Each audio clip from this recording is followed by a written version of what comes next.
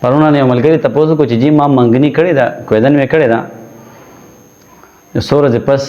ما د خپل منګیتر سره په میسج باندې رابطه شروع کړه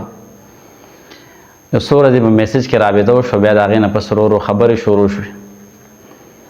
نو اوس زه د خپل منګیتر سره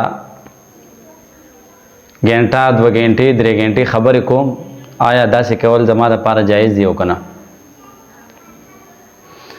دا خبره ذهن کې کېدو چې یاره منګني وعده د نکاح ده منګني وشي دواخیر وشي د دې مطلب دا دی چې دا جینۍ د پلانکي په نوم شوه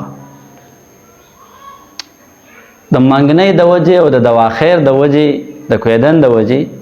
هغه جینۍ د هغه هلک منکوحه شوې نه ده نکاح به ځان لګي د کویدن نه پس د منګنۍ نه پس د خپل منګیتر سره خبرې کول دا داسې دي لکه د یوې اجنبي جینۍ سره خبرې کول او څنګه چې د اجنبي جینۍ سره خبرې کول جایز نه دي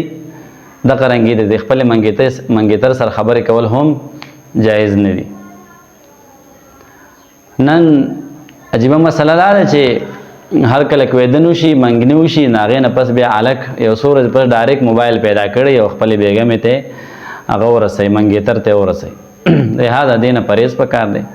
که چې نکاح وشن د نکاح نه بعد که چېرې بیا خبرې کېږي نو بیا ګنجایش شته